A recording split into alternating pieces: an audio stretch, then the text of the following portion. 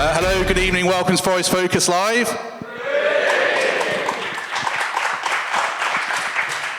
Thanks for joining us. Sorry for the delay, but we'll get underway. Good to have you all with us.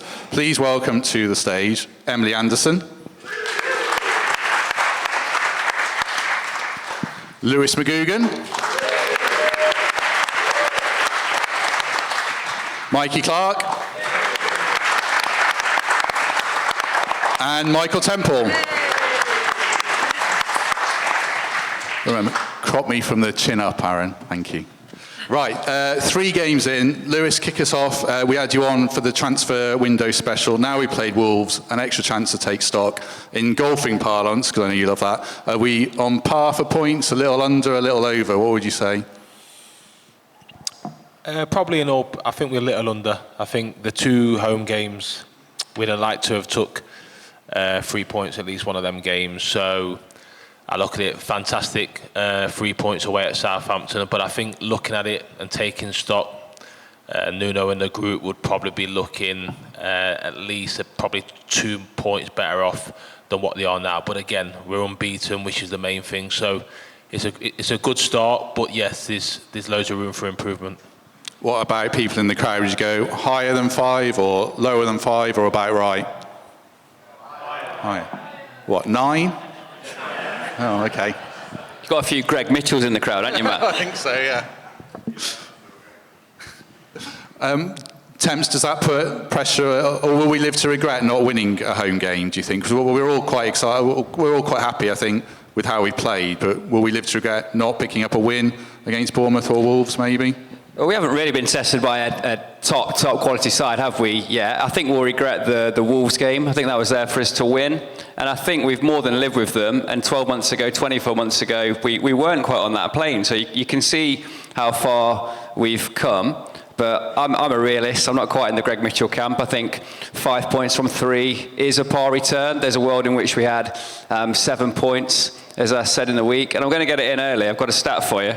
Chris Wood has more Premier League goals than Erling Haaland. This is a career record, and Erling's done it in about 5 minutes, where Woody's been playing for 20 seasons. But let's take some joy in that stat before Erling scores an inevitable hat-trick in 4 weeks' time. But yeah, really come around to Nuno. I was critical at various points. I was critical of Chris Wood at various points, but the plans come together. And I'll repeat the point I made on the podcast with John Percy. Plan A is working. There's no massive need to reevaluate, to change what we're doing. I like the setup. I can see the quality and the depth, and we're a far better side than we were last season. Have you come round to Nuno, Mikey? Public Mikey, WhatsApp Mikey, sometimes slightly different on Nuno. What are you saying about him? Yeah,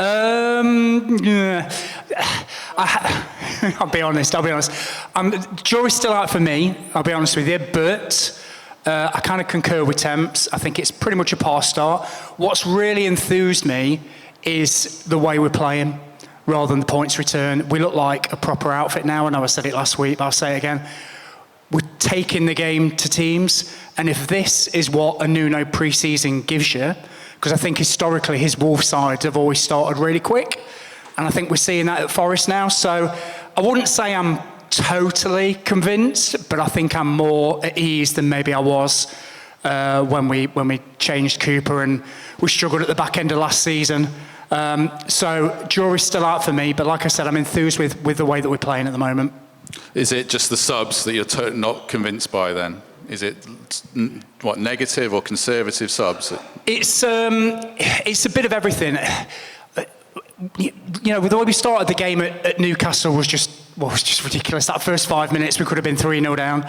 But for me, I think you're right. I think it's more around how quick we react to things. So I cast my mind back to the Chelsea game last season at home when we were 2-1 up and we had a couple of players injured and everybody could see that we needed to change it. Pochettino, who is a fantastic coach, tweaked his side. We couldn't live with it. We took 10, 12 minutes to react, and by that time we'd let in 2 goals and we'd lost the game. So I know it's only one example, but again, the last game, Wolves, I just wanted him to change it quicker. You know, we've got those options on the bench now, haven't we? You know, we've strengthened. They excited us in the cup game.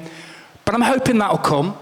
So I don't want to be too critical. I'm just hoping that for the next few home games, Fulham at home, there's a game we should be targeting to win. And let's hope that if we're 1-1 with half an hour to go, he makes that bold choice. Because like I said, a lot of people can forgive him for trying to win the game, losing the game to trying to win it.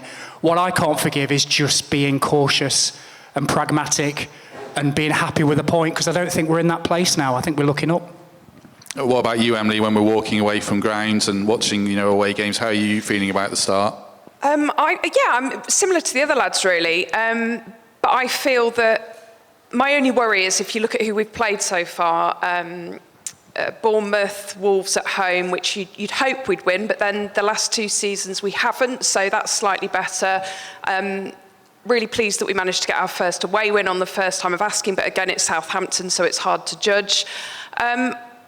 I really like Nuno. I know the jury's still out for you, but you can see he's had a pre-season with them. We seem to have stepped up a gear now. So instead of just playing the low block, trying to counter-attack, we're actually playing football. And I really thought we did that really well against Wolves. The only problem was Chris Wood was sort of a millimetre offside, and that's a game that we really should have won. And like Temp says, we haven't seen any of the bigger teams yet. We've not come up against them. We've got a huge test against Liverpool after the international break, which I think will really show us exactly where we are. But I'm really positive, and I think with Greg not being here, I'm going to have to be the voice of positivity tonight. But yeah, I'm really happy with where we're at the moment. We're still unbeaten. We're in the top half of the table. I know it's only 3 games, but it's all looking good. It's looking great. Matt, Mikey said the jury's out. Nuno survived 9 months at Nottingham Forest. That's 3 months beyond the average life expectancy. I know Coops has reframed that a little bit, and we've started and finished the season with the same manager for the first time in a long time. But 9 months is success, and I think it'll become 18. Just picking up on the subs point, Lewis, I know you've been a manager, obviously it wasn't at the Premier League, but the principle's the same about when do you pull a trigger on making a subs? How hard a decision is it? How much self-doubt do you have when you're choosing to put the board up or not? Yeah, of course. I think you look at it, everyone has the perception of what they would do watching a game in the stands. But I think when you're a manager on that touchline, you've got a split second to think about a change and think about a possibility. The game is always moving. It's always changing. So you might have an opinion. You might go, right, we're going to go for that one. He goes out to warm up, and the game can shift that quickly, especially in the Premier League. So I think it's always difficult. I think when you look at it this season compared to last season, the big thing now, sometimes managers want to make changes, but they might not have the personnel on the bench to want to do that. I feel now if you look at the squad and the options that we have and the strength and depth that we have, I think that's there. So over time, we're 3 games in. We'll have a really good international break now, which is always a reset button. And I'm sure that, again, we're going into a next little stage of games, which is going to be quite difficult. As we know, Liverpool away from home is a tough task. Brighton away from home, tough task. And Fulham have done a lot. They spent a lot of money in the summer, and they're going to fancy themselves. So this next little block of 3 or 4 games will definitely show us where we are and where we want to get to. But I think from a manager's outlook, I think sometimes it's very difficult to make them changes if you don't feel you have that personnel to do it. But I'm sure with the recruitment team and the manager and the club, they're in a lot of better position now to be able to do that. Can a player influence a sub? So say you're playing for Forest. I don't know if you could do this with Billy, but maybe another manager. Can you say, give me 5 more minutes, I'm going to score a goal here, or do managers completely ignore that? No, I think managers always have players that they have trust in, and it's more so the attacking players. You know what they're capable of, and you know they only need a moment, and sometimes you, on that touchline, you hang on a little bit more because you know they only need one chance, and yeah, so sometimes it does happen from a manager's point of view where they've got that trust in a player, and they feel that they're going to give him as much opportunity as possible, but there becomes a point where you have to change the game. So yeah, I don't think from a player's point of view, no, I don't think anyone's got that power. But again, from a manager's point of view, sometimes the players that you have that trust in and have always produced for you before, you give them a little bit longer. One more subs question. What happens if you get hooked and you kick off and you're throwing shit around in the dugout and you're publicly acting up in front of the manager? What happens then after a game, in your experience, for yourself or a teammate? Is that a real no-no and there's repercussions for that? It depends what manager, depends how the reaction is. No player wants to be taken off, but again, I think even more so now with where we are in the Premier League, where society is, how much this game is global. I think there's always people watching now, so you've always got to have that thing in the back of your mind that it's not just about you. There's so many people watching, and you have to be an example. But again, everybody's human. Sometimes they make mistakes, and sometimes that frustration comes out. And after the game, you sometimes have a conversation. A lot of the time, it would be if there's a bit of a fiery encounter, nothing will be said, and it'll be more kind of the day after or when you're next back in, when everyone's calmed down, the manager's calmed down, because sometimes managers can have a reaction to it, say something they probably don't want to say out of emotion, and then you have to kind of build them bridges. So when stuff like that happen in the change rooms, on the touchline, I think the best thing to do is to have a moment and let it settle down and at least talk and reconvene when everyone's a bit calmer. Let's talk about the next 4 games and the next bracket before the next international break. Temps, we've got Liverpool away, Brighton away, Fulham at home, Chelsea away. Different challenge from what we've had so far. How many points is kind of acceptable from that for you? 4. I know how we're going to set up against Fulham. We're going to go with plan A, which is what we've seen already in these opening 3 games. But I'm not sure how we're going to set up against the other sides. I think you could see 3 centre-halves.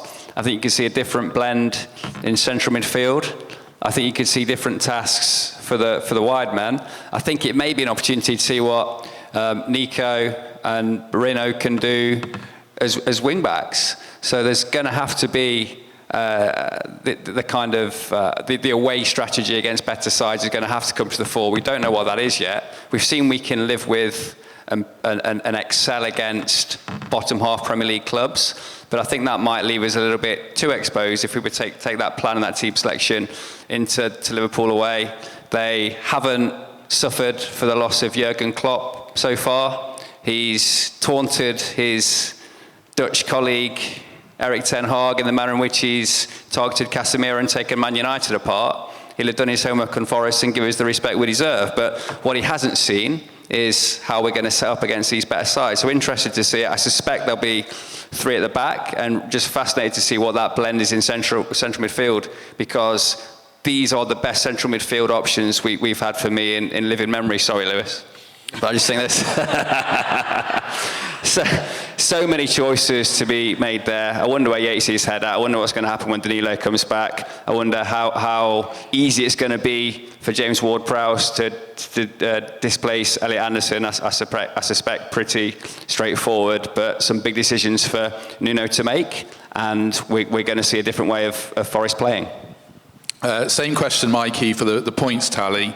Temp said about Ward-Prowse replacing Anderson. Is there an argument that Anderson's actually pretty close to undroppable? It's very early in the season, but if you take his performance against Wolves, where he's probably man of the match, it's hard to leave him out, isn't it? Well, Forest tweeted about voting for Man of the Month or Player of the Month, or whatever you call it, and I voted for Anderson. So that tells you where my head's at. I think Chris Wood will probably win it, but Anderson, to be honest, is a lot better than I thought he was. I know Newcastle used to play him wide, but he looks really comfortable. He's taking the ball off the back 4. He's looking a hell of a player. And I think so if you remove the shirt from him, he's going to be really disappointed and thinking, what the hell have I got to do to keep this shirt? I think there's a world where you've just mentioned the next 4 fixtures. 3 are very tricky, although we've got 4 points from 6 away at Stamford Bridge since we got promoted. So there's hope there. Liverpool's going to be hard. Brighton's going to be really hard. And I think they'll probably play in both. I can see us playing a back 5, Anderson, Sangare, Ward-Prowse in the middle, and maybe Gibbs-White in behind a striker, and maybe the wingers are the ones that perhaps we sacrifice, because there's a lot of shaking heads, other than Man City away, Liverpool away is the hardest is your hardest task. So if you're ever going to play that, it's probably in that game. I suspect he might not. He might go with Callum and or Elanga, and in that sort of box midfield. But going back to Elliot Anderson, I don't think you can drop him. I think he's been magnificent. And a points tally for the same question? I think 4 again. I think we'll beat Fulham at home. And like I said, we've got a really good record at Chelsea, and they are a very strange football team. 1 minute they look amazing, next minute you're thinking we'll turn these over. So let's hope it's one of the bad days for them and we take our chances. So I think 4. Same for you, Emily, and also just your view on the Liverpool game. You're the optimist here tonight. It's going to take some optimism to go there and get something. Do you know what? I've seen most of Liverpool's first few games this season, and it's quite terrifying how good they already are with their new manager, Arne Slot. I think we go to Anfield and set up with the back 5. We make sure we're tight, and we just get what we can get out of that game. But in all honesty, I don't see us getting anything out of Liverpool at Anfield the way they're already playing. I'm thinking, what do I target? So we should beat Fulham at home. I think we can get at least a draw at Chelsea. And we should be going for at least a draw at Brighton, because again, since they've been in the Premier League, they've not completely done us. And I know they're having a brilliant start to the season, but why don't we be the team to disrupt their flow? So I'm looking at maybe targeting 5 points possibly out of those games, which doesn't seem like an awful lot, does it? But wouldn't it be great if we could get something out of Liverpool at Anfield? But I can't see it. How do we go about it, though? When you see there's that video going around, obviously Casemiro gives the ball away, and there's 5 Liverpool players, they leave 4 really high. How do we go about that? Because they'll do the same at Anfield. How do we do it without getting swarmed as well? I think the biggest thing about that is not giving the ball away cheap. I think if you look at the Casemiro incident and then you look at the Man United-Liverpool game, a lot of it was they're giving the ball away cheap in that kind of defensive area, which they're ready to pounce. They've got exceptional players and they play for that. Sometimes quality, you can't stop quality. What you have to do is stop the source to them. And again, I think the big thing would be going into that game would be how we handle the ball, how we keep the ball, and where the areas, we are going to lose it, we are going to misplace passes, but it's what areas can we not do that in, because as we can see, they will punish you. One more for you. We talked a lot about Sangare. It's a big game for him in the sense that there's a big onus on a central defensive midfielder in a game like that, and giving the ball away sometimes his weakness, because he does loads of good defensive work. How important is he going to be in this game? Yeah, I think every central midfield player that plays in the Premier League, you have to be good with the ball and you have to look after the ball. You can't give it away cheaply, because you play teams and play players that you're not going to get it back for a long time, where you're going to get punished very quickly. I look at that midfield so far, and I think they've done really well. For me, Anderson is, at this point, he's the number 1 centre midfield player. I think he gives us something different. I know I've always spoke about constant year after year, we need something different. We need to go to that next level. And it's how he handles the ball, it's how he manipulates the ball, it's his range of passing. That's the biggest thing for me, it's his range of passing now. He now gets us into areas where he can play them 40, 50, 60-yard balls into our wingers. I don't think we've had that before. You look at Ward-Prowse coming in, again, this is where we are, this is the squad, what we're trying to build. I think we have to look at it and think, yes, we're adding real good quality, but sometimes there's not a necessity to get them straight into the team. We're building a squad, players are playing and they're playing well. For me personally, I don't think you can play a midfield 3 of Gibbs-White, Ward-Prowse and Anderson. So in terms of looking in the future, I think it's got to be one of, and then Sangare or Yatesy. I think that's the way I would go. I don't think you can play them 3 in the Premier League. But again, right now, I think Anderson's playing really well, Sangare's playing really well, and they're building confidence and they're building them connections. So I think if you look at it from a squad point of view and players coming in, they have to get into the team. Okay, James Ward-Prowse has come in, he's got fantastic ability, he's got fantastic experience, but again, players are playing well, he has to force his way into the team. You mentioned Morgan there, we should talk about him a little bit. Well, I think he's going to make his England debut, Temps, surely. And I guess, is our next priority trying to offer him a new contract and say, please stay, don't go? I've got to be honest. I think this is the last year we're going to see Murillo and Morgan Gibbs-White at Forest. I think their ambition is to climb the table through a move rather than patience, and I don't blame them for that. We're going to get a season more out of them than perhaps I thought at the start of this transfer window, thanks to some manoeuvring of Oral Mangala and Moussa Niakate to France for extortionate amounts of cash, and £20 million for Vlachodimos, which I think you'll all agree is fair market value, right? Yeah, Morgan will get his cap in these friendlies. I saw a stat today that he's created the second most chances in the Premier League since our promotion, which shows what a focal point he is in our side and how creative he can be. The fact that hasn't translated into assists probably puts a bit of a downer on the stat, but he's doing the right things, and he's been recognised by Lee Carsley, who's known him from the age group days at the FA, where he's won an age group World Cup. He set the championship on fire. He's now the guy that we're building a team around at Forest, and there will have been interest. We've resisted overtures to Morgan Gibbs-White. So yeah, he makes his England debut for me. That increases his value quite significantly.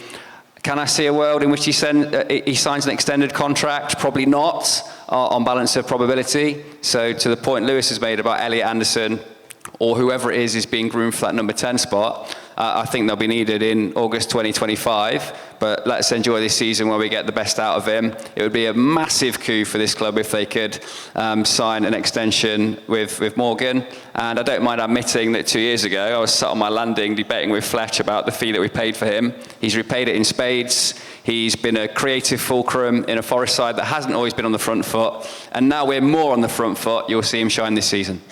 But is there a flip side, Mikey, if we say we have a good season and finish like 12th to 8th or somehow like that, Morgan's in the England squad, is there an argument to say, well, why do you need to leave right now? There is, but I hope that happens. I think successful teams will always have interest in their players. What worries me is when nobody's sniffing around our players. So it doesn't worry me at all. I think, going back to Temps's point, I think this is probably the last you'll see Murillo this season. But I do think, in my head I'm thinking, other than maybe the top 6 clubs, as we kind of would say, is there an argument that Morgan would want to go into that middle tier? I'm not sure, because now with Forest he's getting his England caps, he's being widely recognised, he may get an offer of more money for an extension. Why would you then, unless it's a top 6 club that comes calling with European football, why would you jump to a middle step club? I don't necessarily understand that. And the idea is that we're going to get there anyway.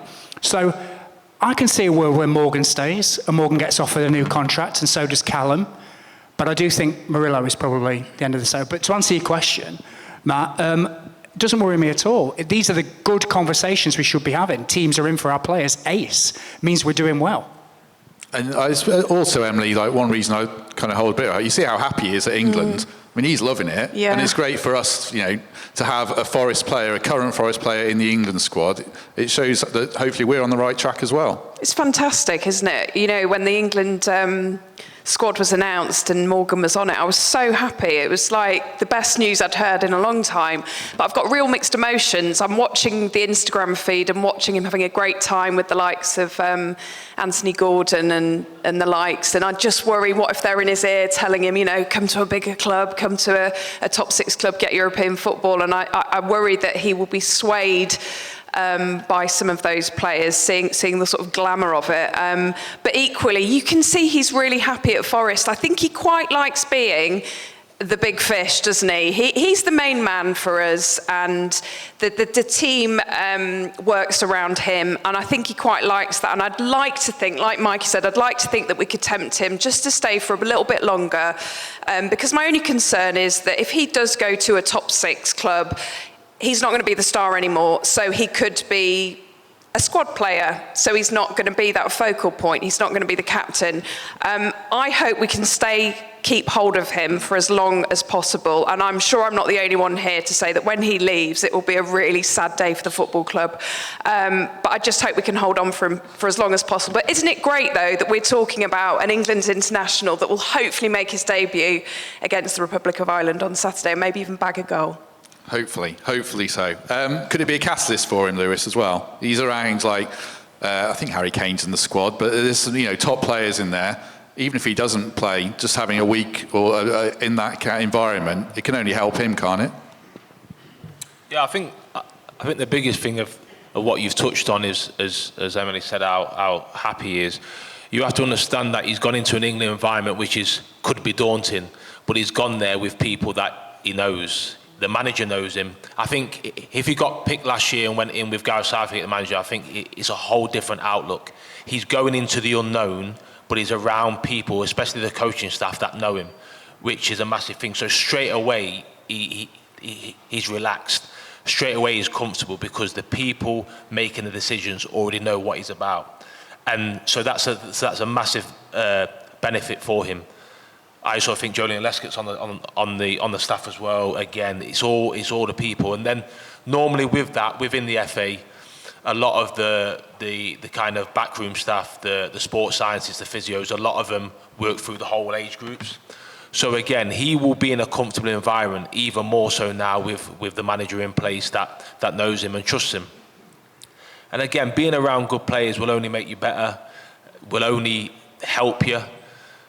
He can pick up tips from it, he can pick up stuff where maybe how certain players live, certain players conduct themselves around the place, they might do a little thing. So he's going to only gain from this experience, gain from this trip and bring it back, and he might change and tweak a few things from a personal point of view in his preparation.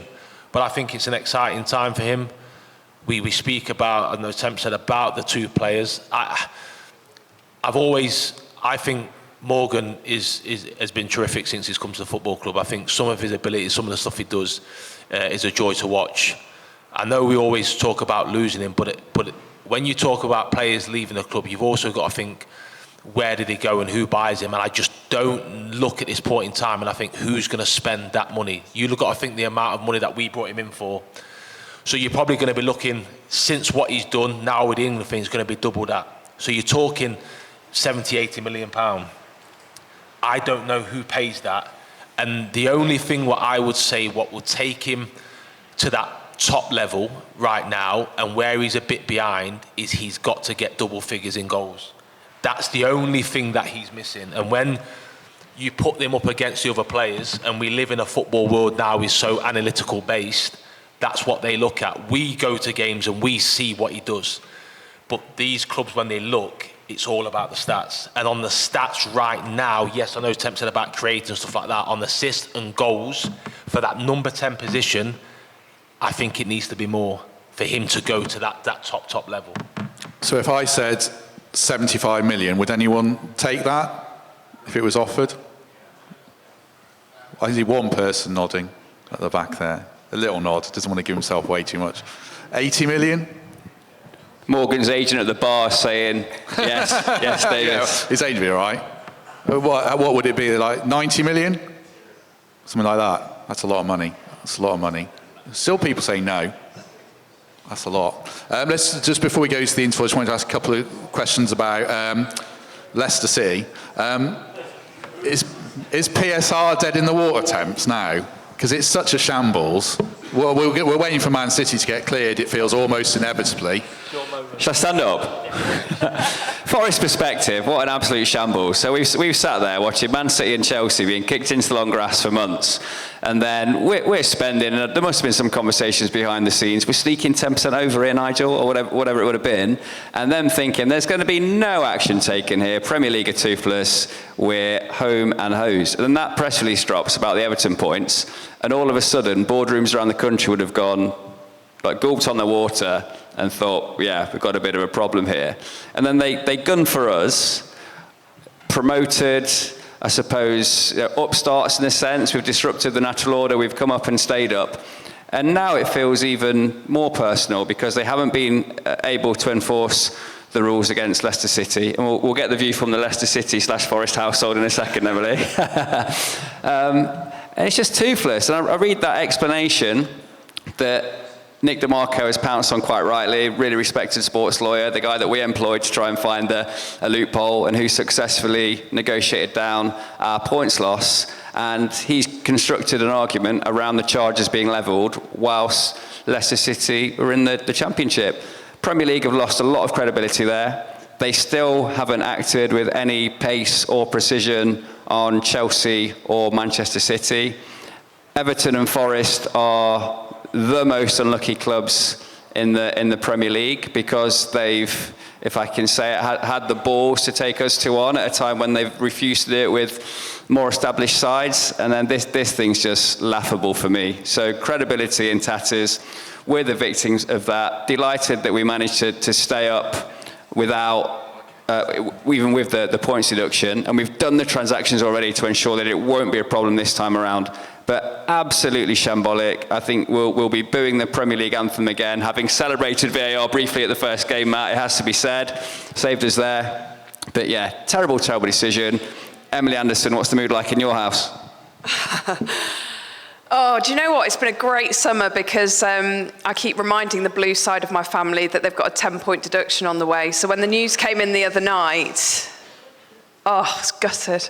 I was absolutely gutted, but I said, oh, that's great. But I have said to them all, the blue side of my family, if you go down now, it's because you're shit, not because of your points deduction. So there are no excuses.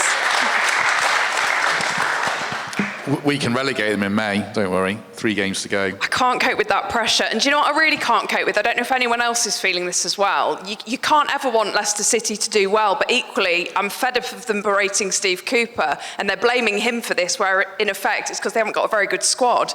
So it's a really difficult position. There's no winners in this, Matt. Unless Leicester get relegated. Just quickly on PSR, Mikey. I mean, it's not corruption, but it's incompetence. If you did this in your job and there were all these loopholes, I mean, you'd get sacked, wouldn't you? That's a good idea. Yeah, absolutely. Can anybody remember when Leicester went up years ago and they changed the rules because of what they did? So it's not the first time they've been sneaky and they've got away with it and they've found that loophole. And it does just emphasise what an absolutely shambolic set of rules that these are. So they'll be scrapped. We'll have something else. And another team will find a loophole, and then that will get scrapped, and so the circle continues. But is it disappointing? Yeah, I suppose it is, because I don't like Leicester. So I was kind of looking forward to them struggling. But I echo what Emily has said. Now it's all down to, there's no excuse now, is there, for them? So they can blame who they want, they can blame the manager or whoever. But I just think it's really frustrating for a team like Forest, who spend 2 decades out of the league. We do spend a bit, because we didn't have a squad, we didn't have a team. Our best 5 players were loan players, they all went back. If you remember that first pre-season game before the first game of the season, there were kids playing, I'd never heard of half of them. So we had to do something to compete. We did, we went slightly overboard maybe with the signings, got done for it, and then Leicester, that have spent a month or so in this black hole where we're not Premier League or we're not Championship, neither of them can nail them down. So it is ridiculous, but it is what it is, and now we're on a level playing field. So, echo Matt's point at the end. We've got them, I think, in a few weeks in October. You get a feeling that could be an interesting game for Cooper, and then we've got him in May with 3 games to go, so we'll relegate him, and then we'll see who's laughing. I was offered a ticket in the Leicester end at the King Power. I declined. I said, I'd rather watch it at home. Rip it up and make him sit on his own. And just quick, I don't want to end part 1 on a sour note, but I wanted to ask Temps this. Do you worry, have you seen the Villa Champions League prices? And they're like 97 quid. And then Valencia introducing dynamic pricing on the back of Oasis doing it. Do you worry, or maybe you want to do it at Trent Bridge, maybe your eyes are lighting up, I don't know. Is dynamic pricing coming or not? My chairman's in the room and I've got 2 Ashes tests coming up, so I'll be slightly mindful about what I say. No, people aren't stupid. They won't be mugged off by the events industry trying to charge a premium when they have several events and they need to engender loyalty. So Villa might get away with charging £97 for a Champions League game, but they'll struggle on a Monday night when Leicester come to town and no one wants to watch them. So you have to be consistent and fair in your pricing.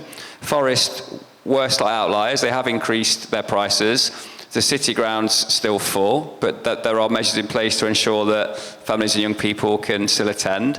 It is, in my role, a balance between trying to keep the money rolling in and trying to keep the people coming through the turnstiles. But if there's any doubt or discrepancy in your strategy, you have to have a pricing model that engenders full stadiums. There's people in the crowd here who have been watching Forest for 40, 50 years. There's others who'll be watching Forest for 5 and 10 years. It's never been more expensive to watch Premier League football. There's a lot of pressure on household incomes. Can you justify charging £97 for an early stage game of European football? Not in my book. Football's changed a lot in that sense, as have our expectations.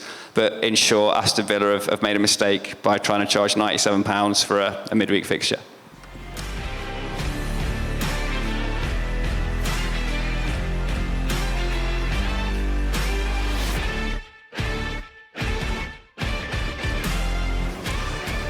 Hello, welcome back to part 2.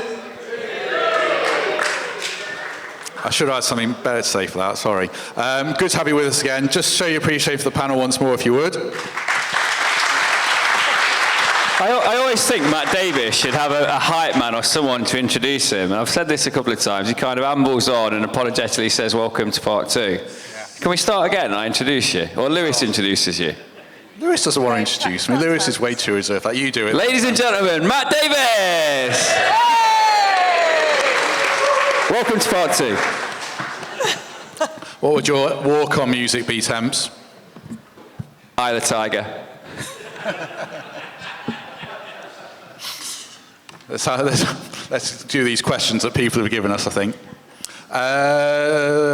Lewis McGugan, having the greatest free kick taker English football has seen with us tonight, that's you, sorry. I'm trying to read the writing. Can Lewis say what percentage is hard work and what percentage is pure talent when it comes to taking free kicks?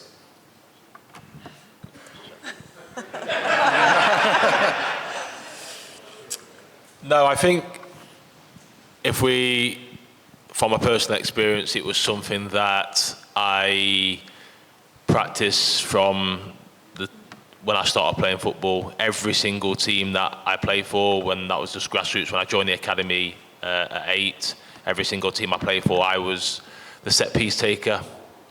It was something that it was my craft. It was a way that I thought I brought to the team, and in terms of practicing. The earlier days, yes.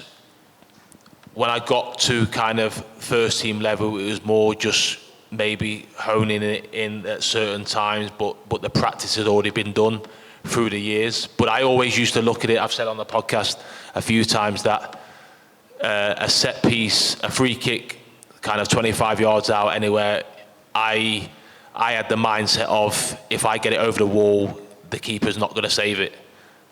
I needed to get it over. If I get it over the wall, it's a goal. That was my mindset. And I think set piece takers have that mindset, that every time there's an opportunity like that comes, it's a real big chance for a goal, as people look as a penalty and stuff like that. That's how I looked at a free kick. And yes, we've signed now a set piece taker, which we've all seen. He's got fantastic ability, and there's all different kind of technique to it.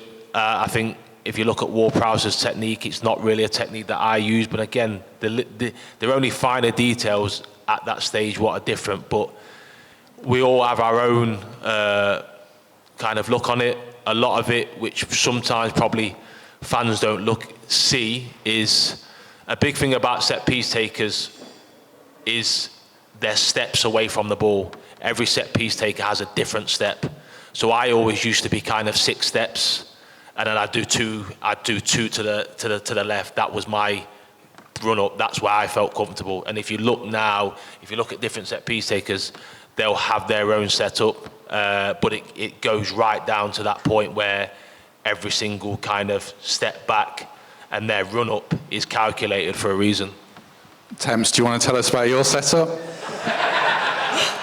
Right, anyone that follows me on Twitter knows I've scored 3 pretty decent free kicks, it has to be said, Lewis, against 5'2" goalkeepers in the Welsh League, where the gene pool plays rugby, the rest of the lads play football, and the level is nowhere near like Ipswich Town, which is the best free kick I've ever seen struck in my lifetime. So yeah, I will retweet both of my free kicks tonight, and a lot of my friends remind me, and I'm sure someone will jump on the comments, for those videos of me bagging one top corner against a little Welsh fella, there's plenty of me hitting them over the bar in someone's garden and being charged by my own football club 45 quid for a new match ball. Sorry, just on that Ipswich goal, which a lot of obviously fans and people talk about, and we have really good conversations, but it's something that I always try and let people know that in terms of technique, that was probably one of the worst techniques of all my free kick goals there is.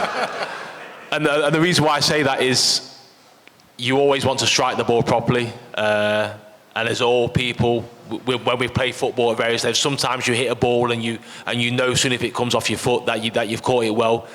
But I always say about the Ipswich goal that, yes, luckily for me, it ended up in the top corner, but if I tried that 10 other times, I think the rest would end up in Rose Ed.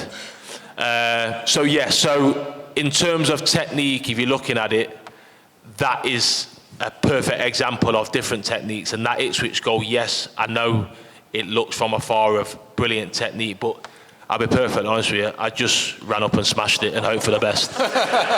So, Lewis, do you want to play veterans on Sunday? Temps, you've asked me on numerous times. And what I would give is that you don't take no for an answer. But that time, my footballing days are over. And yes, I would love to join you, but I actually I'm doing you a favour. Mate, you can have a pint at half-time, pre-match, you'll make you captain, chairman. I mean, we'll talk about who's on free kicks, but you can be the main man apart from that. Temps has tried to recruit Lewis, Kelvin, Nathan Tyson. He hasn't met Paul Anderson yet. Not Gary Birtles, no, but yeah, wait to put him on with Ando and he'll do that as well. Have you ever tried to repeat that free kick? You said if you did it 10 times. Have you ever actually tried to do it again? Not from that distance, no. Yeah, it was one of them. It was a fantastic moment, a fantastic memory.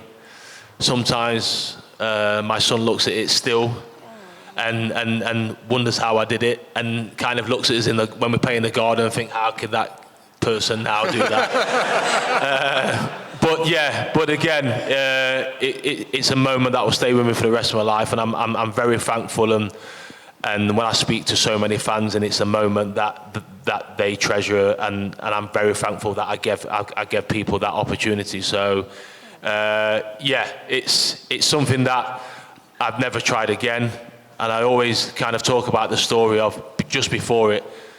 Chris Cohen actually said to me at the point, if you score here, I'm going home. So at that point he probably couldn't have gone home, but again that was the distance, and my aim at that point was just trying to get it on target. And after the game, which was always a funny point where I tell people that Roy Keane absolutely hammered their goalkeeper for it, which I felt was quite harsh, but again, that's probably why management probably wasn't for him. But yeah, I can remember on TV that night, it was like, he wasn't very happy with his goalkeeper. So I annoyed Roy Keane, which is another highlight probably, I was going to ask this one to Mikey, but it's actually aimed at Lewis again, so I'll see with it. Can Lewis give insight on will James Ward-Prowse affect training? Will he coach Gibbs-White, Anthony Elanga on dead ball situations? I guess if he's only here for one season, could he leave a bit of a legacy with Morgan to brush up on his free kick taking, do you think? No, like I said before, every single player's got their own technique. And you can always take pointers from set piece takers. A lot of my career, especially at Forest, we had Reedy and we had Raddy, who again were fantastic set piece deliverers. And on that, you always look and you think of what they do. Some things you look at it and you think, I might look more into that and how they do it. I can remember when I went to Watford, I had a really good relationship with Gianfranco Zola, and me and him did free kick competitions regularly, which for me was incredible. But again, his technique was fantastic to look at, but it's something that I could never do and I didn't look at doing. Do you know what I mean? So again, every single player has their own way of doing it, and yeah, you can always pick up tips, but you've got to stay true to your own technique, and that should see you through. Temps is now trying to recruit Gianfranco Zola for Hucknall Vets. Yeah, you just got to stay true to your own technique, as Lewis says. They're not all Ward-Prowse questions, but I'll ask one more. Mikey, there's a question here. I think Lewis said no to this in the first half, so I want to hear your view. Can we find a way to get Gibbs-White, Ward-Prowse and Anderson into the starting lineup? Yep, I play them all against Liverpool, if I'm being honest. So, Tim's mentioned to me that team that I gave on my first answer only had 10 players. That's how confident I am that we'll go there and win. Great stuff. But no, what I actually meant to say is I think we'll play as many central midfielders as we can shoehorn into the team, and I think the wingers might give way for that particular game. So I actually think you will see Anderson, Sangare, Gibbs-White, and another in there in midfield, Ward-Prowse obviously. So I think you can never have enough options. I think that's fair to say. We all saw what happened with Danilo, bless him, on the opening day. It only takes one or two to have an injury or a suspension or be a bit poorly that Yates was the other night, and then you're down to options that you wouldn't normally have on the bench. So I think he's a brilliant signing for his experience, for his know-how, for his nous, and I do believe it's a matter of time before he gets into the team. And weirdly enough, like I said, I think we've got almost the ideal fixtures where you can play that extra central midfielder, because I think we'll be on the back foot a lot. So I think he's joined at the right time, and I think he'll play. Excellent. By the way, I think Lewis's free kick stuff was worth the entry fee alone. So give him a round of applause, Alex. It's really interesting. Next question, Emily. Would you have sold Anthony Elanga for 50 million to Newcastle on deadline day? No. And I'm really, really proud of Forest that they held their ground and they said, no, we are not going to be lured by the money that you're offering us. Clearly, Elanga didn't want to go.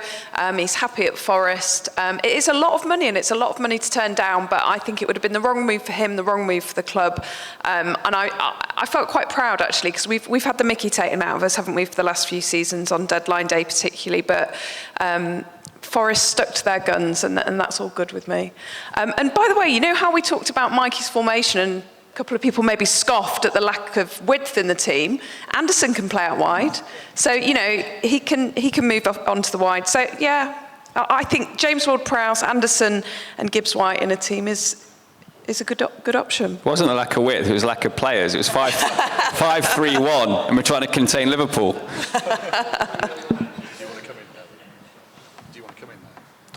No, yeah. Just on the Elanga thing, I think what's in, when you look at it, I think it was the timing as well.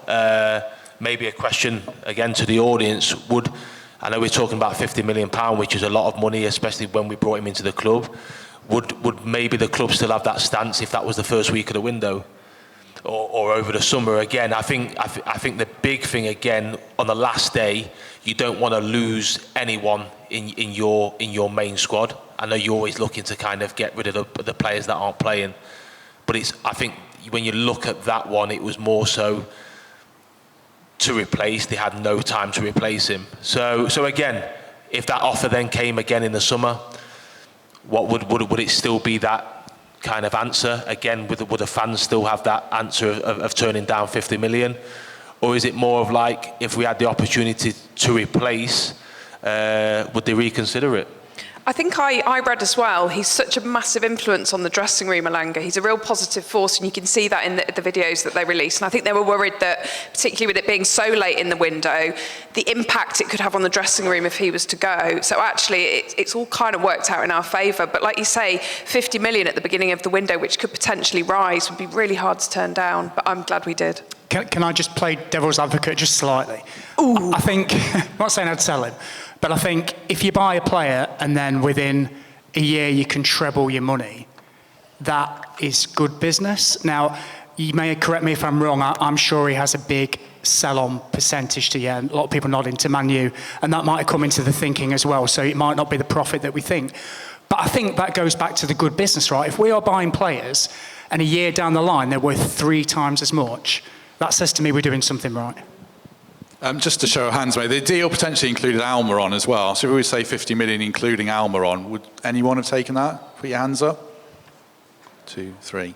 3 people. Your colleague, Temps, is ready to sell everyone at the moment, I think. Yeah, he knows how to sign cricketers, knows nothing about football. Next question. Lots of good questions, better questions than I asked. In the matches so far, we'll ask Lewis this because he was talking about it in the interval.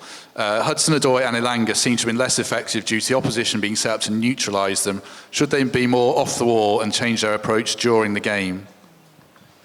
Yeah, I think it was something that we were speaking about in the interview, and I think the start of the season, if we're looking at this international break, I think the only, and it's not really a negative, but the only probably thing we'd maybe look at through the 3 games, especially the 2 home games, is probably our wingers haven't been at the standard there was last season. And again, that's time, and they'll get better and stronger and more confident with it.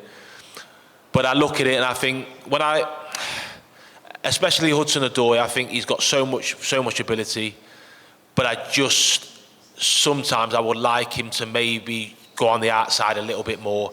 And okay, you might not want to take that option, but you've just got to keep the defender guessing. And I think maybe now and again, if he takes him on the outside, just stands up across, again, he just changes the fullback's mind completely that he could go there. I think we all looking and we all kind of know he's going to make that run straight, and then at some point he's going to cut in on the inside. And with the analysts, that happens today. Maybe defenders and teams are starting to work that out. So I'd like to maybe see him add that to his game. I think, again, Elanga, I look at Elanga, and the best way to describe him is Elanga plays best when he's reactive. A lot of the time, when he's scored or when he's played well, he's very quick, very sharp movements, where he hasn't really got that much time to kind of think through that process. With his abilities, his sharpness, I think that's where he comes into it. So again, looking at the first bit of the start of the season, I think the only thing that we probably would want to see a little bit more is a little bit more input from our wide players, because we know and we've seen the ability and the effect that they can have on the games. Does it make Chris Wood's job harder because defenders can set up when they know he's going to come check back? Does it make Wood's job harder because they can almost know what's coming and defend it in turn? To a point, but again, I don't think we're in that era now where we have wingers that go to the byline and put balls into the box. It's not that kind of football now. So yes, maybe when he comes inside, Chris sometimes comes to be that first screen for that bounce pass. So all the time he has to be a phase. When Callum does come inside, Morgan is always around there, but sometimes Chris always has to be that phase, which then takes his ability to be in the box where he's most dangerous. So, like I said, it's not a negative, because I think we're in a really good place in terms of the squad. But if you're looking where we can improve, where we can add them little bits, if our wingers then start coming to the forefront and showing spells and signs that they did last year, I think it's an exciting time for us all. Of all the players Forest were linked with, who do you think would have been the most effective for us from Sanjay? I was quite invested in Jimenez. Am I saying it right? Never quite learned it properly. Because he was clearly plan A in terms of a striker, profiled slightly differently to Taiwo and Chris Wood. Then I got excited about Nketiah. And for whatever reason, I was less excited about Marnouche. John Percy made the point on the podcast on Wednesday that all 3 of those targets were whittled down from hundreds at the start of the window, and it wasn't a lurch to Marnouche late on. It was always the plan if we couldn't sign Jimenez, if we couldn't sign Nketiah. And I respect that. I've got to believe that's part of the process. But for whatever reason, I was excited about the first 2, but not about the third. I think it was probably his international goal-scoring record that put me off slightly. But how can we bag Forest's transfer strategy when it's kept us, it's got us promoted, it's kept us in the Premier League twice, and we've unearthed players like Callum Hudson-Odoi for less than £5 million. He's still 23 years old, which seems ridiculous given what he's done in the game already, and he's continuing to improve. And if he is being doubled up now, and if he has been found out in this desire to cut inside and find the back stick, then good luck when Alex Marino's overlapping and those two defenders have got something else to worry about. So I'm still massively up on Callum Hudson-Odoi. He's got the best part of 2 seasons left on his contract. I think he'll kick on. I was excited about Jimenez. I think he would have profiled slightly different to the 2 strikers that we're relying on now. But Chris Wood, is it fair to say he's in the form of his life? He was unfashionable when we signed him. Took him a little while to get going. We had that flash against Newcastle when he became Pete Ronaldo and scored 3 very un-Chris Wood-like goals. But since that, we look at the poacher's finish. We look at the finish with the back of the head. The positions he gets himself into and the way he converts chances is unreal, really. I think we're seeing one of the best strikers Forest have had in the Premier League. I know he's gunning for Brian Roy's scoring record from the mid-90s, and I hold him in really, really high regard. The fact that Forest got to the 3rd in that list and then said, well, let's quit here. Chris Wood's playing well. Taiwo's going to come good. We don't need to do a deal we don't want to do, I think is commendable. But Jimenez, for me, was the name that I was most excited about, having seen that we'd done so much to court him to fly over to make 3 different bids. But I don't regret it because Chris Wood's filling that void. I suppose, Mikey, as well, Jimenez really didn't want to come. If Marinakis is flying over and you're still saying no, then he's not interested. It's probably good to move on. And I guess we have to give, like Mike Temp says, you have to give Forrest credit for not, Michy Batshuayi wasn't mentioned once, was he? Oh, God. No, that's true. I think it's like, I guess it's when you have a party and then you're asking people to come, you don't want them people to come anyway. If they're like, I don't know. If he doesn't want to be here... If you get invited to a party by Mikey... You don't come to my parties. If somebody doesn't want to be here, if somebody doesn't want to hang with you, come to your party, play for your football club, then we don't want them. We don't care how good they are. So there must have been some noises or some sounds from his camp initially to make Forrest think that there was even a sniff of doing that deal. And I kind of concur with my Adidas twin here, that there must have been a point where we thought we could get it over the line just because of the personal effort placed by our recruitment team and the Marinakis family themselves. It didn't happen. Be interesting to see if we go back for him, potentially.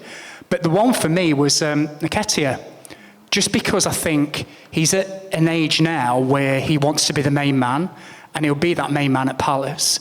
And I just think he's a really good player, and he would have offered us something very different to the profile that Chris and Taiwo have up front. His ball-carrying skills are excellent, and I think you'll see him thrive playing with Eze and the rest of the Palace lads. So a bit gutted about that one, but I do think it's right that we didn't then go to option 4, 5, 6, 7, 8 and just bring in a Divock Origi or whoever on ridiculous wages and then spend the rest of the time thinking, oh, God, why did we do that? I'd rather they hold their fire, put faith in what we have. Jota's made a good impact. He played a lot of last season up front for his club. So we've got options. We've got 4 months. Let's get somebody ready for January and bring him in, somebody that wants to be here. I think one other thing John said, I don't know if he said this on the show or not, Temps, that Forest would have had hundreds of players on their list. And that's not just us being like Foresty. Like he said, Villa had 500 players. Like recruitment's transformed, isn't it now? Yeah, it's data driven, as Lewis said earlier. There are plans being identified. Greg was privy to a doubt with the commercial partners when that they were showed by the analysts the manner in which they'd assessed opposition shapes to inform how we now proactively set up for our set pieces. Do you remember the goal where Scott McKenna drilled the ball back across the face of the goal? That was off the back of a bit of intel from analysts, which they didn't pick up boys on the back post. So Lewis will tell me that football is still a simple game and it's overanalyzed, and I agree. Like talent trumps everything. But there's definitely 5% that can come from an analyst who picks up on a particular point. You can't coach a player who hasn't got it, but you can make them slightly sharper and more aware of what they're going to be up against in a given day. So that analysis is here to stay. Football has evolved. I remember certain phrases and words have crept in which probably don't have any place in football, and ultimately the best players are the best players, but the manner in which they're coached, the information that they're given, and the intel they have on opposing players is just that much greater. And that's where second season syndrome comes from. Callum Hudson-Odoi had probably been written off by half the Premier League. Now he's been heavily analysed. There's a load of tape about what he does. He steps inside the box, takes a big step inside and tries to lash it fast stick. There's no secret there. Arjen Robben did the same thing on the right side for 15 years and consistently scored 10, 15 goals a season. So you have to adapt and overcome. If people start to overcompensate if you step inside, as Lewis says, can he get to the byline and drill it into the mixer? He's going to have to learn because people are reacting to the analysis that they've done on Callum Hudson-Odoi. But yeah, football's moved on a long way, far more technical than it's ever been, and it's here to stay. I might have asked this before, Lewis. How prevalent were video analysts in the game when you were playing, which wasn't long ago, and how much were they listened to? Were players dismissive of them and believe their own actions, the eye test more than anything? Has that evolved a lot in the last few years? Yeah, it was that when I was playing, it wasn't at the level it is now. I think, again, your second part of what you said, I think that's the biggest thing now is the kind of authority that analysts have. There's some managers and players, but there's some managers that will literally go with what an analyst says, even if they see something different with their own eye, and that's where it's now different. I think when I played, there was always still analysts, still computer. The big thing is called Y-Scout, which is what it has the whole. You can watch everything, every single game, players, individuals. You can get so much information from it. But I think when I was playing, it was still that your eyes don't normally lie. Do you know what I mean? Of what you see. But I think it's the importance that analysts have always been around. There are a lot more. There's a lot more of them now. But I think that the real change is the amount of kind of authority they have in a change room, in a football team, in terms of what they're going to do and set up both for and against on a match day. That's where I'm still not sure. I think that we've all been in the game long enough. You should trust your gut. I think you use information, stats to maybe get to a point, but again, you should always go with what you see. And I think that's where it's probably flipped a bit too much now, where maybe analysts are having too much say on what happens, and it's kind of maybe turning into a bit of a computer game, if that makes sense. Has it gone a bit too far, Lewis? If you were dragged because your heart rate monitor said you were creeping into the red zone, would that enrage you if you're feeling good? Well, and they're the things, when it now happens, I'm sure a lot of players in this era spoke about it, but it's the stories now, literally you can be pulled out of training because you've hit a red zone, no matter how you're feeling, no matter where you are, no matter if you want to do a little bit more. It's like, no, you've hit this zone on this system, and now you're out of training. And it'll also be the other way, where I know a lot of even when I was playing, that certain players sometimes would have to train a little bit longer. They'll have to come in on a day off because they haven't hit a certain amount of red minutes per that week. And again, does it work? Does it not? I think that if you overanalyze and overlook into anything, I think you'll then let them creep into it, and you start kind of judging it yourself. But I think you know your body, you know your mind, and you know how you feel. You've done it since you was a young kid. So again, use it for what it comes in. It's in the game. Use it for the good. Use it to help you. But I don't think it should dictate over what you think is right. Good stuff. Next one, Emily. Should Jota Silva start straight after the international break? From Teresa. Does he come straight in? No, I don't think so, not at Liverpool. I really like what I've seen so far from Jota Silva, particularly that debut against Newcastle. I didn't know really what to expect from him, but he's got all the hallmarks of being one of the Forest's favourites, I think, not only for his attitude, his tenacity. He's clearly a very skilled player as well, and he's one of these signings that I really, really hope he pushes on. For me, he's an impact sub at the moment. I don't think we fiddle with the team too much, other than going into a back three with the wing backs and stacking out the midfield as we've discussed. Yeah, wouldn't it be great to see him? I don't know if Teresa's talking about playing him up front or, instead of Wood, or playing him out wide, but I just think that Liverpool at Anfield's not the game to start a newish signing. Where's Teresa? Toy, of course. I'll ask her when she comes back, don't worry. She's missed a moment, never mind. We'll come back to that. Emily, we'll sit with you as well, because we asked about Jota. Which of the summer signings do you think will be the biggest hit? Do you know what? As the lads were sat talking about who they regret who didn't come. Actually, I think we had a really great summer transfer window. And yeah, in an ideal world, we would have signed one of Jimenez or Nketiah, but it was a really considered transfer window for me. What's the question? Who's going to be the biggest hit? Oh, God, yeah. Wouldn't it be great if it's Jota Silva? But, you know, there are so many names that we could throw out there, because when Ramon Sosa came on against Wolves last week, a little bit lightweight, but wow, he offers something different on the left. Anderson is already proving what he can do. We don't know what James Ward-Prowse will be like at Nottingham Forest, but I'm sure he'll shine. There are so many. Miguel, who... Milenkovic, God, this is it. It doesn't appear that we've signed any duds thus far. Milenkovic is already proving his worth. So I don't know if I can answer that. All of the above? Are you back, Teresa? She's back. Sorry, Teresa, I answered your question and you weren't here. Who are you starting, Jota Silva instead of, Teresa? Is that instead of Chris Wood or out wide? Out wide. Teresa, you were backstage for about 20 minutes. Are you reading the paper or watching a past podcast, or what's going on? Reading the Daily Mail. Okay.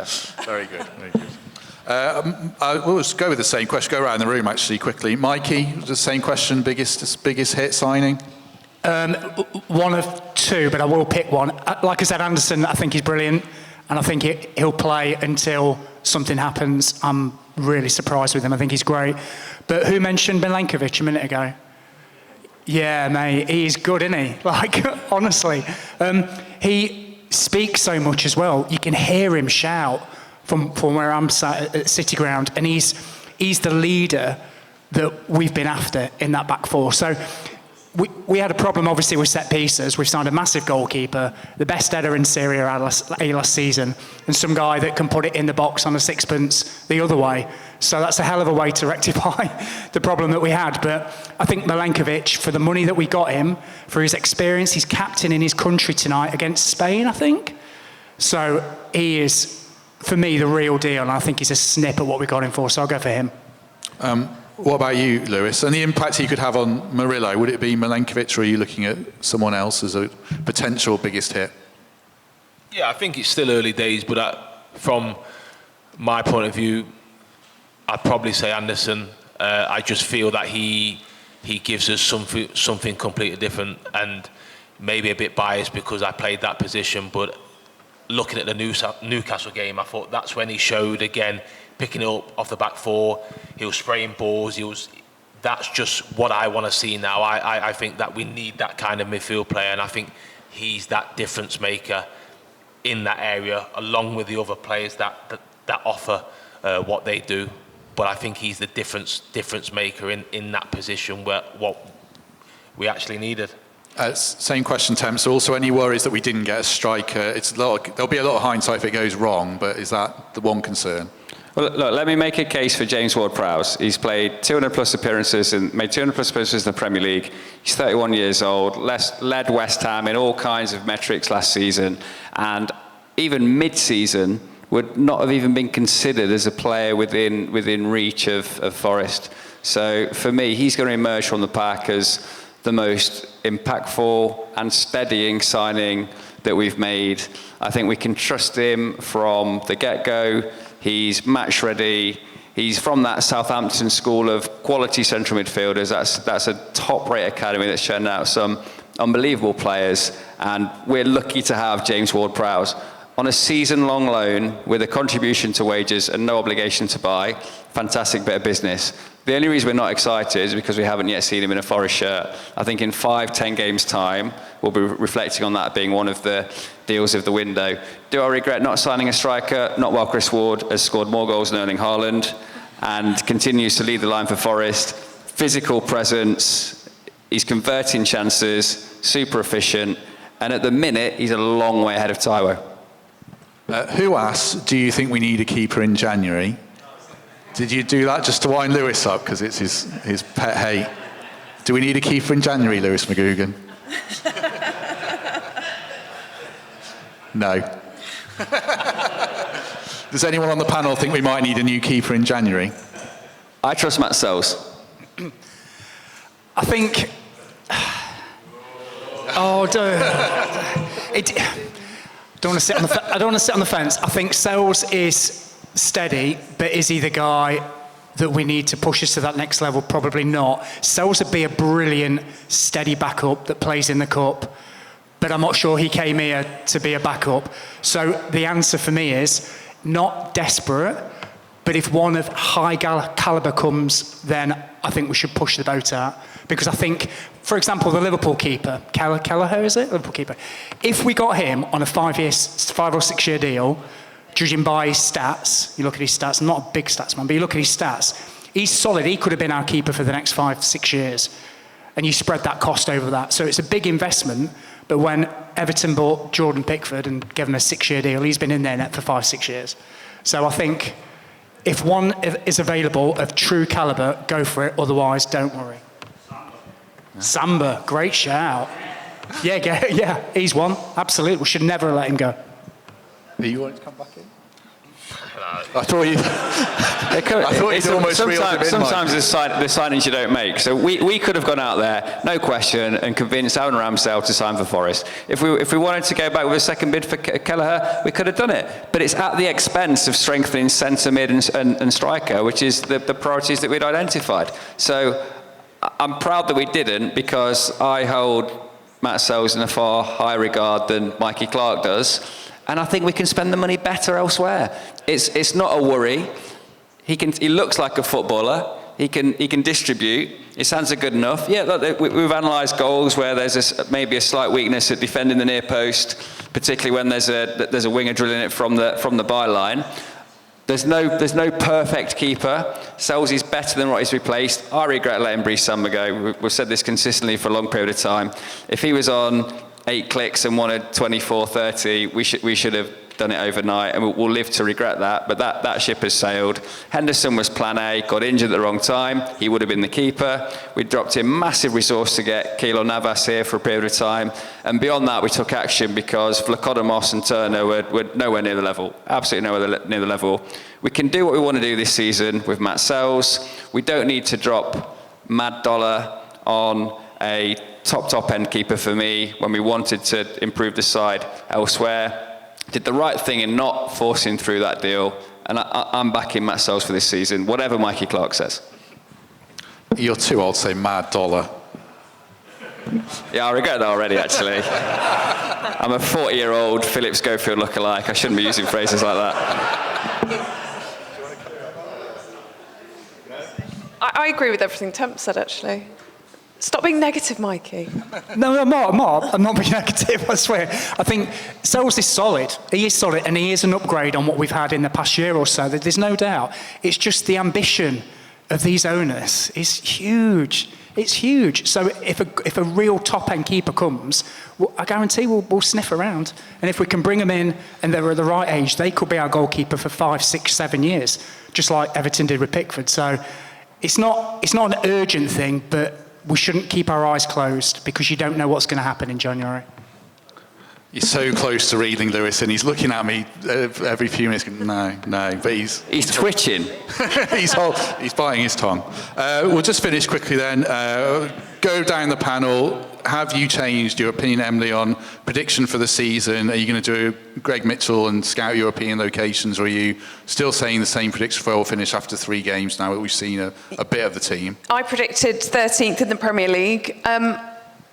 I think we can comfortably do that. I feel like I was being quite optimistic when I said that at the beginning of the season. I know we're 3 games in, but I think, 13th would be good. We're sort of, I think, in that 10 to 14th bracket for me, but 13th would be a good year. Anything you've learned, Lewis, that's changed your opinion upwards or downwards?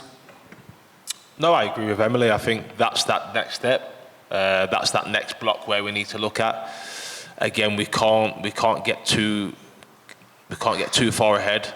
I know everybody wants to think about Europe, and probably at times the owner, with what he's done, that's where his destination will be. But again, we're in the Premier League. It's the best league in the world.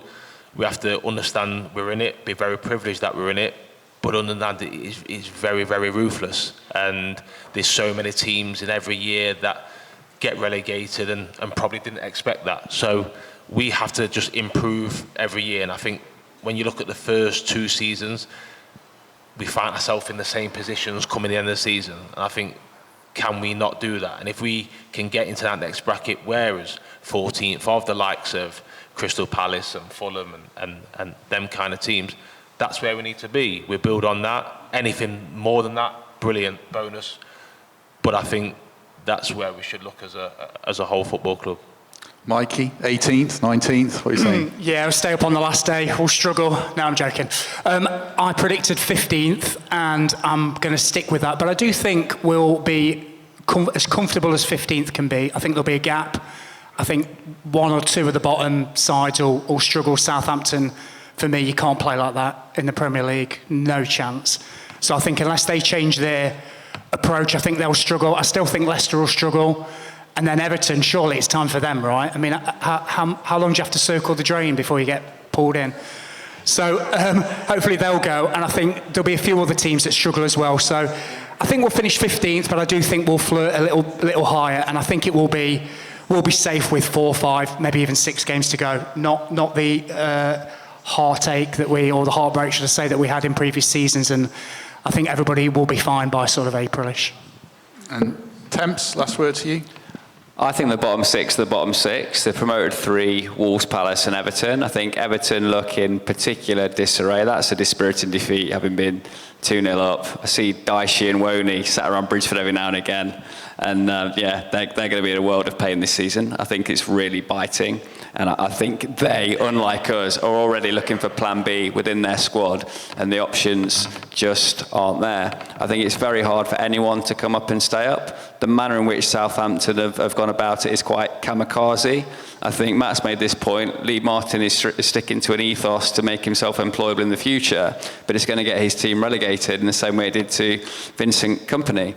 I think it's 14th or above for Forest. I think we've got it well within us to be 10 to 12 points off, better off than we were last season, and that'll put us 13th or above. So 12th, 13th is the bracket for me.